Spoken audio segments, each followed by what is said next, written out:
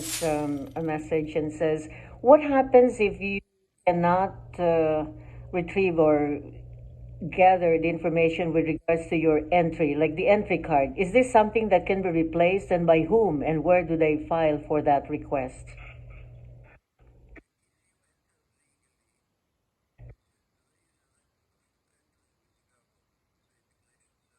Uh-huh.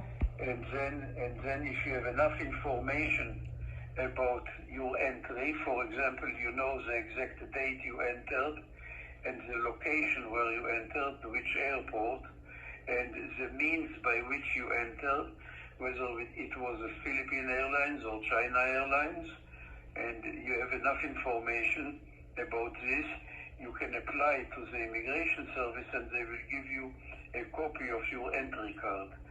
However, for what we discussed, this legalization program, which it did not pass yet, if the important thing to show will not be the legality of your entry or the exact date of your entry, the important thing will be to show the length of your stay in the United States.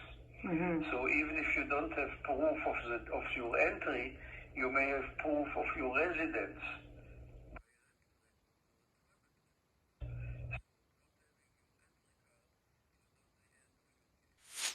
The DACA card.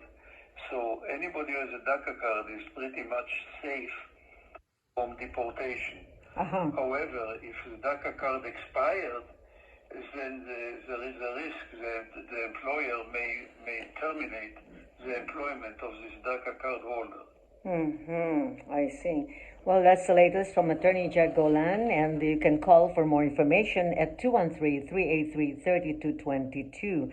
We are pursuing our program Immigration Update on the Air, brought to you by International News Media. Attorney Golan, I'm sure you have another good news. Is there news about the lottery program, the diversity program?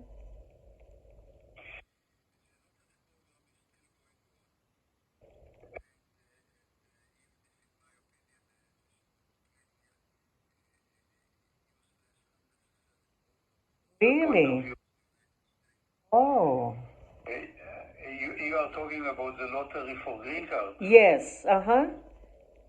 No. They say that, yes, that they, well, as you mentioned, there will be, I think, the eligibility requires that they're a citizen of that country applying, and that there should be only 50,000 inhabitants of that country, of immigrants here in the United States. Is that correct? Not a number, but those participation in the lottery depends on that country having a relatively small number Yes. of immigrants to Yeah. the United States. That's right. The Philippines are by definition excluded because they have big numbers of immigrants. Definitely. Okay.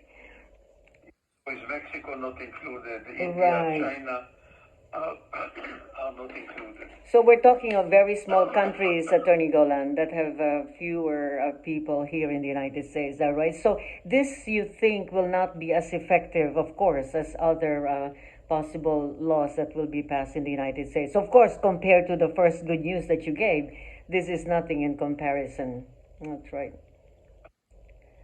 Now, Well, yeah, go ahead, Attorney Golan. There was talk of like, well, a lot of different smaller communities asking, oh, that's probably good news for us because there are fewer inhabitants that they have in the United States. So they probably, join this lottery program, and the government was encouraging them to immediately apply as soon as possible because that particular opportunity is immediately filled out. the list of countries is published every year by the Department of State, Uh-huh. and the application window is open to natives of those countries. Yes. They may apply, and then there is a lottery.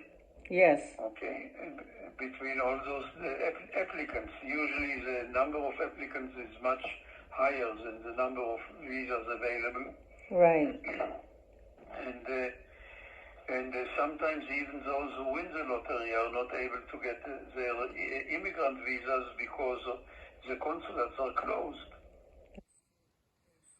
Always problems with this kind of visas. Yes, yes. With the possibility of this new legalization, what is your estimate of those people? Well, let's say California, for example, estimate of those people who would be maybe rushing to your office or many different immigration offices to, take advantage of this opportunity.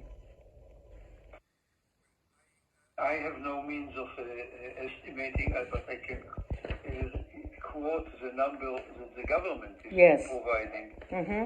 The government is saying that in Plan C will cover between 7 and 8 million people in the United States. Wow. 7 to 8 million people. Out of about 11 to 12 million undocumented aliens.